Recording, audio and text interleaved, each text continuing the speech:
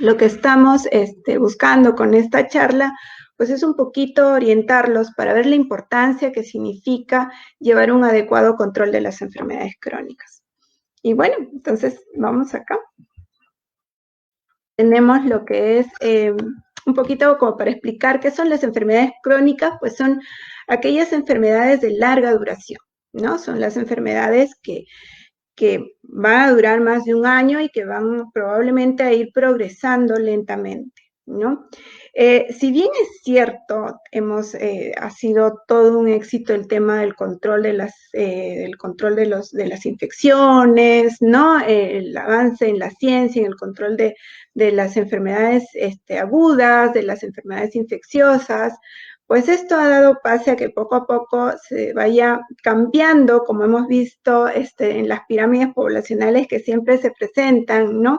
De que la población, pues, adulta mayor ha ido creciendo, ¿no? Y obviamente, pues, que eso es bueno, eso significa de que científicamente, pues, este avance ha sido bueno para la población, pero lo que buscamos ahora es que, o lo que estamos viendo es que con este envejecimiento de la población, se está haciendo más evidente la presencia de lo que estamos llamando ahora las enfermedades crónicas, que van a ser las principales causas de discapacidad y de mortalidad en nuestros pacientes, representando de esta manera, pues, como vemos acá, el 90% de los costos de atención médica, ¿no?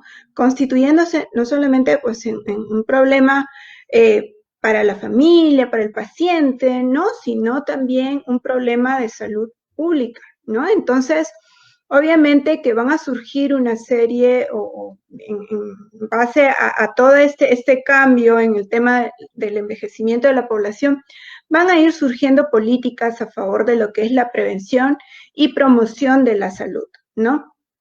Tratando de buscar un acceso, como se dice, universal a los servicios de salud durante toda la vida. Y muchos de nuestros pacientes probablemente han visto esas políticas que se empezaron a dar, ¿no? Mucho antes de que pasemos por todo esto de la pandemia, pero podíamos ver, por ejemplo, en los distintos establecimientos de salud, en los distintos sistemas de seguro de salud, ¿no? Como habían los programas de los programas de diabetes, los programas de hipertensión, ¿no? Los programas para mejorar la nutrición, ¿no? Los talleres para que nuestros adultos mayores pues interactúen, ¿no? Para que puedan viajar, para que puedan socializar, ¿no? Lo que son las actividades físicas, los ejercicios, los programas de actividad física, ¿no? Que de alguna manera con todo este marco que estamos viviendo ahora, pues que es la pandemia del COVID, ¿no? Se ha visto bloqueada, frenada y de tal manera, pues nuestros pacientes adultos mayores, esa accesibilidad que queríamos que empiece a darse para un mejor control de estas enfermedades, pues no se ha dado, ¿no? Entonces, ¿y cuáles son estas enfermedades crónicas? Vamos a tener las enfermedades cardiovasculares, ¿no? Dentro de las cuales podemos ver la hipertensión, la insuficiencia cardíaca. Tenemos problemas endocrinos, como son la diabetes mellitus, que es uno de los problemas endocrinos pues, más resaltantes, enfermedades oncológicas. Vamos a tener las enfermedades pulmonares también, como la enfermedad pulmonar obstructiva, la fibrosis pulmonar, ¿no? Las enfermedades articulares también, las enfermedades neurológicas, que son pues las que de alguna manera son las que más van a afectar a nuestra población de adultos mayores, ¿no? Por ejemplo, y esto es lo que vamos a ir viendo de acuerdo a la estadística, las que más afectan o las que más vamos a tener con cierta prevalencia en nuestra población. Tenemos, por ejemplo, como les mencionaba, en el caso de las enfermedades cardiovasculares, que por ejemplo, en el caso de la presión arterial en el Perú, nada más en el 2020, el 16,4% de personas mayores de 15 años han presentado cuadros de presión alta, ¿no? Según las estadísticas en nuestro país, y de las cuales pues los hombres han sido los más afectados. Entonces vemos pues que realmente, ¿no? Las enfermedades cardiovasculares van a constituir una de las principales causas de morbimortalidad en la población mundial. de las cuales la hipertensión constituyen pues una de las principales patologías, de tal manera que los vamos a ver sobre todo en un gran porcentaje, como vemos en nuestros pacientes mayores, que van a adolecer pues de este proceso. ¿No? Entonces, ¿pero por qué son importantes las enfermedades cardiovasculares? ¿Y para qué nos planteamos tantas estrategias, ¿no? De prevención primaria, prevención secundaria?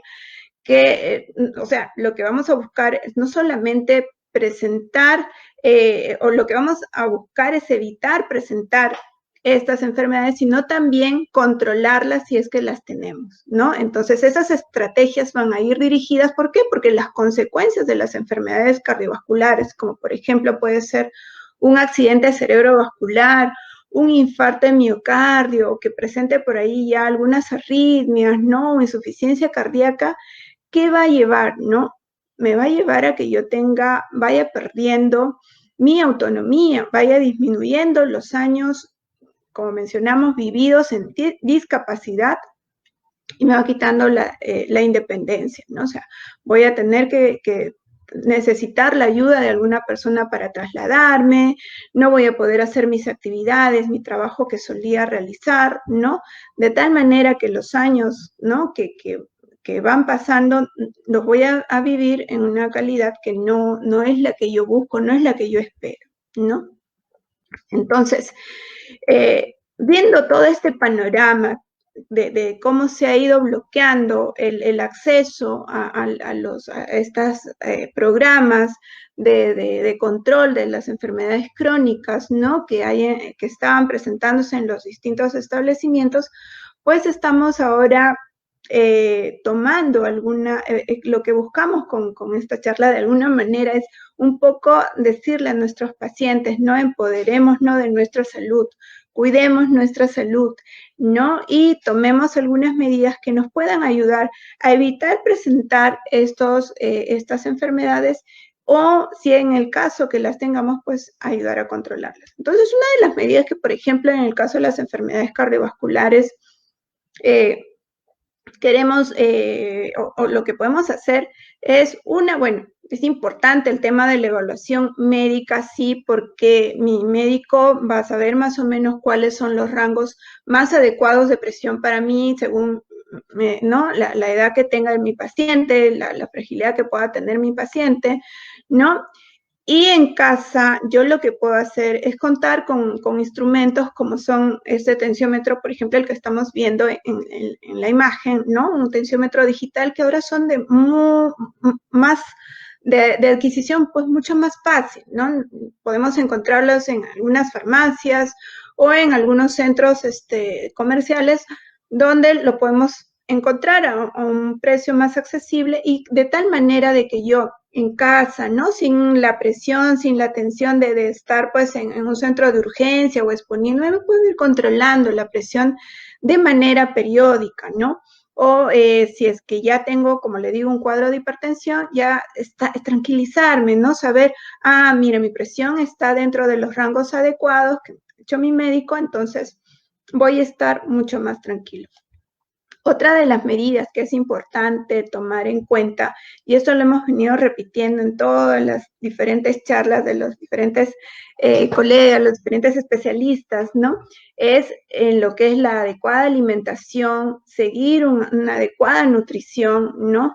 Y la actividad física, que es importantísimo para el control de las enfermedades cardiovasculares. Hemos visto, por ejemplo, que no solamente es el bloqueo de la accesibilidad a los programas con los que yo contaba, sino que también estoy ahora en casa, ha aumentado el sedentarismo, ha disminuido, ¿no? la actividad física, y ha aumentado el consumo de alimentos pues de tipo chatarra, de alimentos de consumo rápido, ¿no?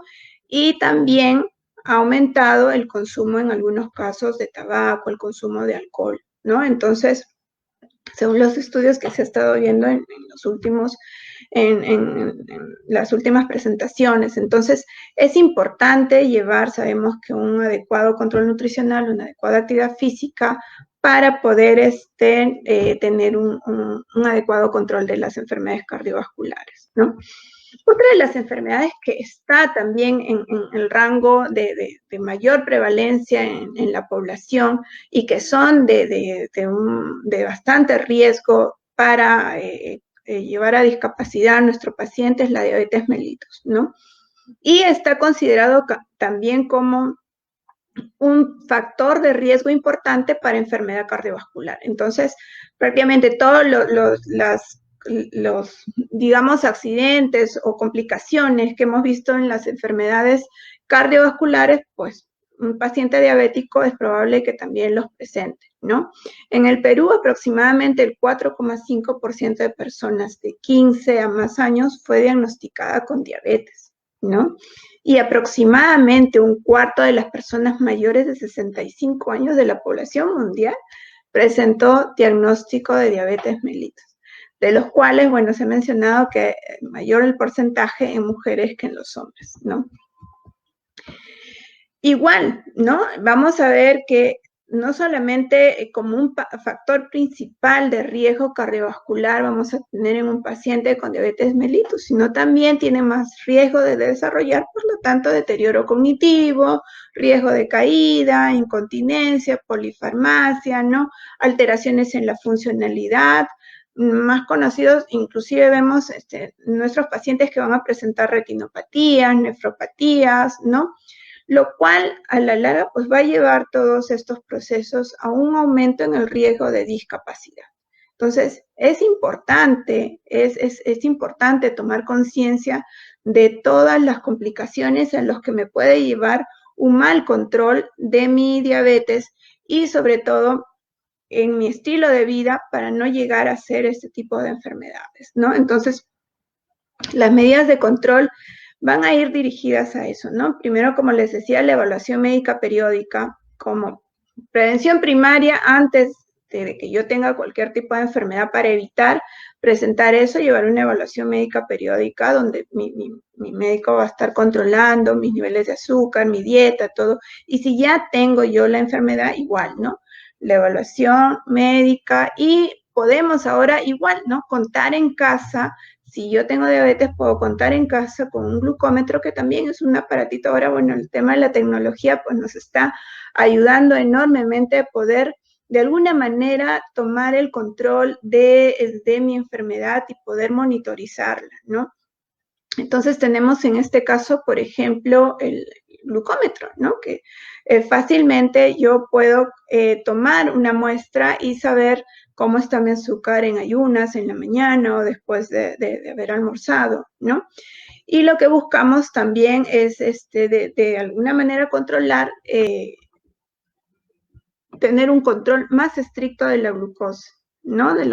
Es importante también, hemos visto que una de las complicaciones que puede tener nuestro paciente,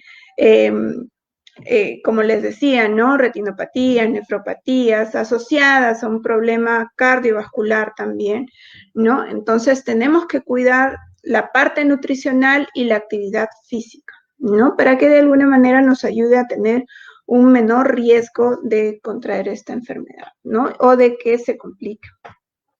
También tenemos las enfermedades pulmonares, y las enfermedades pulmonares han sido de verdad en esta época de pandemia un factor de riesgo inclusive confusional, ¿no? Porque si yo no tengo controlada mi enfermedad pulmonar, si es que tengo un problema de asma, si es que tengo un problema de fibrosis pulmonar y no está controlada y, por ejemplo, empiezo a desaturar, puede llevar a un momento en que yo puedo decir, uy, ¿qué es? ¿Es un proceso infeccioso? ¿Es por mi cuadro de COVID que estoy desaturando? ¿O es porque se está exacerbando su cuadro de asma, ¿no? Y tener que ir y enfrentarse nuevamente al establecimiento de salud donde estamos buscando a veces no exponernos, ¿no?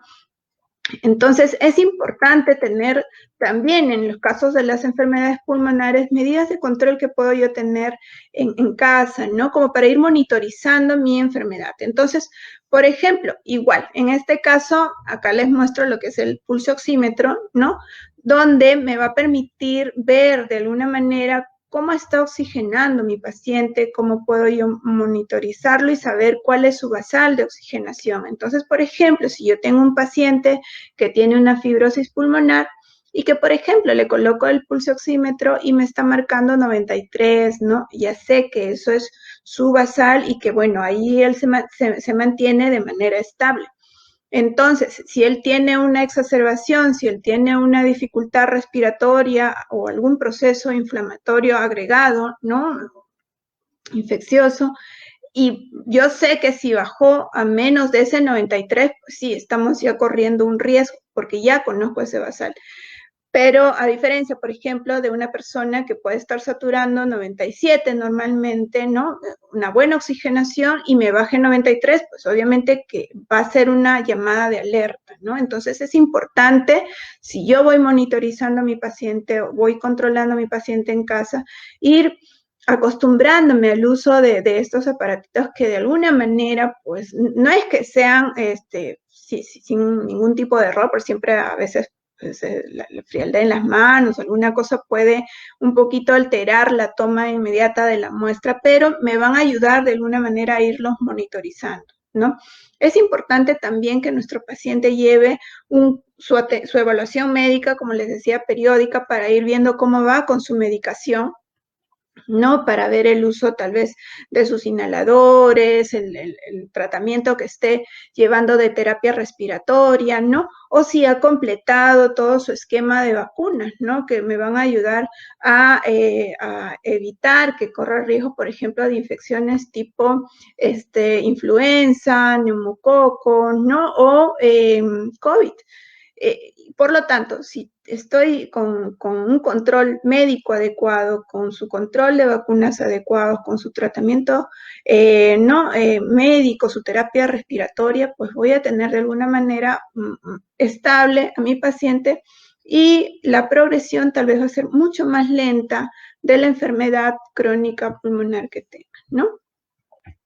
Luego tenemos también las enfermedades oncológicas y sí, de verdad ha sido para nosotros como médicos pues, un poco triste ver cómo ha habido un momento donde obviamente que en todo el pico de la pandemia, donde ha sido difícil conseguir las pruebas de control o de seguimiento para ver el estadiaje de la enfermedad, para ver cómo ha ido evolucionando nuestro paciente, ¿no? Y llevar un tratamiento oportuno, un tratamiento sintomático, algo que pueda ayudar con la enfermedad oncológica que está padeciendo, ¿no? Pero igual, o sea, no debemos de quedarnos en casa y debemos de buscar la asesoría, la atención médica para que podamos tener la orientación y seguir con el adecuado control de nuestro paciente y apenas se pueda, apenas podamos tener el acceso que poco a poco se está logrando, es llevar, ¿no? Ya sea sus exámenes rutinarios para ver cómo está el proceso de su enfermedad. Hay que hacer el uso adecuado también de su medicación, ¿no? La alimentación y la actividad física, eso es importante, sobre prácticamente todo el tema de enfermedades crónicas son factores muy, muy importantes a tener en cuenta. En el caso de las enfermedades neurológicas, no es para dejar atrás también, ¿no? El control de las enfermedades neurológicas. Si mi paciente presenta un cuadro tal vez de síndromes convulsivos, de epilepsia, demencia, ¿no? Neuropatías o una secuela de un DCD isquémico, el control de las enfermedades neurológicas nos va a permitir evitar el desencadenamiento pues, de nuevas crisis de convulsión que empeoren su cuadro o sabemos que en el tema de las demencias, por ejemplo, a veces no es algo que podamos bloquear el que presente nuestro paciente un cuadro de demencia si es que tiene algún antecedente genético o algo que lo esté condicionando a presentar algún tipo de demencia, por ejemplo, tipo Alzheimer, ¿no? Pero sí se ha visto que si yo tengo medidas que van a permitir la socialización, que van a mejorar el tema de su alimentación, que va a tener la actividad física, hace de alguna manera que retrase la aparición de todo el cuadro de deterioro cognitivo que pueda presentar de tal manera que me permite años de calidad de vida, ¿no? Que pueda yo disfrutar, compartir y de mi independencia como paciente, ¿no? Las enfermedades neurológicas, entonces, es importante también que lleven las medidas de control adecuadas, ¿no? Igual, necesitamos contar con nuestro médico de cabecera, ya sea el neurólogo, ya sea el geriatra, ya sea nuestro médico psiquiatra, ¿no? Pero ir llevando sus controles para poder detectar alguna complicación, algún factor de riesgo que se tenga que intervenir oportunamente para evitar las complicaciones, ¿no? Es importante el cumplimiento de su medicación. Sabemos que, por ejemplo, muchas de las enfermedades neurológicas son producto de algún estilo de vida, consumo de tabaco, como les decía, consumo de alcohol, alguna alteración cardiovascular. Entonces, en general es todo un conjunto donde necesita la modificación de estilos de vida, ¿no? Evitar el consumo de alcohol, de tabaco, de drogas, control nutricional, un reposo adecuado, ¿no? La actividad física, ¿no? Que es muy, muy importante, la evaluación de la audición y la visión, sobre todo en las personas que yo quiero que, o hay algún riesgo de puedan presentar deterioro cognitivo y quiero de alguna manera controlar este proceso. Evitar el aislamiento, hacerlos participar más, de tal manera que puedan interactuar y mantener esa interrelación que disminuya, como le digo, el riesgo, ¿no? Las enfermedades articulares también, igual, ¿no? Si yo tengo un paciente que tiene un problema de artrosis y me está subiendo de peso, obviamente que vamos a presentar agudizaciones de sus cuadros, ¿no? Y como hemos visto, como les mencioné, en esta época de pandemia ha habido menos actividad física, mayor consumo de carbohidratos, aumento de peso en nuestros pacientes, y por lo tanto empeoramientos o agudizaciones de sus problemas articulares. Entonces, es importante el control adecuado, nutricional, que como les estaba mencionando, pues en toda la charla es un punto clave, mantener la actividad física indicada, la terapia física para mantener esa movilidad necesaria en nuestro paciente, y el cumplimiento, ¿no?, de su medicación. Es importante también en lo que es la parte de la nutrición para tener una adecuada fortalecimiento, ¿no?, en lo que es la masa muscular, aunado con la actividad física que se indique, ¿no? Entonces, básicamente lo que hemos querido plantear en esta charla es que podemos de alguna manera nuevamente tomar ese control, nuevamente empoderarnos y poder monitorizar nuestras enfermedades o evitar que éstas se puedan presentar, ¿no? Entonces, las medidas en cuanto van a ir destinadas a evitar la presencia de enfermedades crónicas, a evitar su avance o atenuar las consecuencias que uno pudiera presentar, ¿no? Y va encaminado a esto, a lo que buscamos como geriatras, un envejecimiento saludable, un envejecimiento activo, donde tengamos a nuestro paciente adulto mayor autónomo, independiente, ¿no?, con una calidad de vida pues adecuada y una esperanza de vida sana, libre de discapacidad, ¿no? Vamos a ver, muchas gracias.